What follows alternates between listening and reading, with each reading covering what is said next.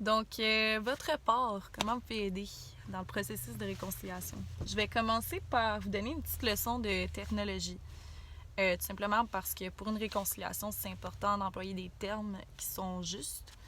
On évite les termes aborigènes, amérindiens, indiens, simplement parce que c'est des termes qui sont erronés. C'est des termes qui sont d'origine coloniale. Puis ce qu'on veut pour une réconciliation, c'est d'éviter de reproduire les attitudes colonialistes. Donc, on évite indien, on évite amérindien, on évite aborigène. J'insiste sur indien parce que indien, en fait, ça désigne un Indien inscrit sous la loi sur les Indiens. Comme je vous ai expliqué plus tôt, en fait, ça ne concerne pas chaque autochtone. Donc, et de plus, Indien, en fait, c'était un terme qui a été utilisé par Christophe Colomb, car il croyait être arrivé en Inde et désignait la population, les Indiens ou Amérindiens. Donc, c'est ça. Ça part d'un point de vue colonial. On veut pas ça. Le terme à prioriser, en fait, c'est autochtone. Pour les Inuits, on peut tout simplement les désigner Inuits. Pour les Métis, Métis. Mais Esquimaux, c'est pas un terme à utiliser. Bâtard pour les Métis non plus. On évite ça.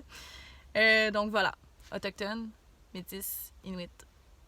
Première Nation, on peut utiliser ça aussi. Mais comme je l'ai expliqué plus tôt, Première Nation, en fait, ça désigne un Indien inscrit. Donc, on ne peut pas désigner chaque autochtone comme une Première Nation. Donc voilà pour une petite leçon de terminologie. Maintenant, je vais vous dire comment exactement aider. Bon, donc ça dit ici dans la formation, je vais vous lire by the book. Pour travailler avec les peuples autochtones, il est important de savoir sur quelle terre traditionnelle ou territoire de traité se trouve votre milieu de travail. Comme j'ai mentionné plus tôt, vous êtes sur des territoires non cédés. Cela est simplement un signe de respect et une reconnaissance juste de l'histoire. Un exemple. Je tiens d'abord à souligner que les terres sur lesquelles nous sommes rassemblés font partie du territoire traditionnel non cédé de la Première Nation. Donc, comme je l'ai dit, pour Montréal, Montérégie, Lanaudière, vous êtes sur des territoires Mohawks. C'est encore des territoires Mohawks, puisque ces territoires-là ne sont pas officiellement nôtres. Donc, ils appartiennent encore aux Mohawks, on peut dire. Légalement, bien sûr.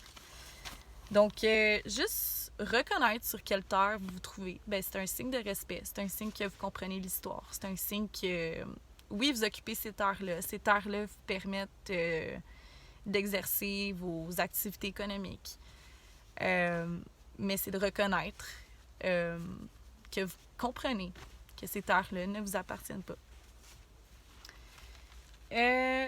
Aussi, s'informer des protocoles lors d'un partenariat autochtone, cela permet d'éviter des malentendus culturels. Donc, la réconciliation, comment ça peut se faire? Ça peut commencer par une simple visite dans une communauté autochtone locale ou d'inviter un consultant autochtone. Puis vous pouvez leur demander comment pouvons-nous introduire les perspectives et les contributions des Autochtones dans notre lieu de travail. Il est essentiel de souligner que votre interaction reflète un partenariat et une approche collaborative. Il faut éviter et prendre conscience de tout comportement paternaliste, autoritaire ou condescendant. Donc, établir un contact avec les Autochtones, c'est pas de la charité. Faut pas s'enfler la tête avec ça. Faut vraiment faire ça dans une optique de collaboration. Il est primordial de se défaire de toute approche ancrée dans le colonialisme.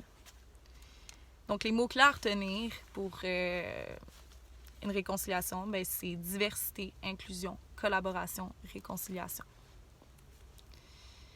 Donc, j'achève. Prochaine vidéo, je vais vous parler de la réconciliation en tant que telle.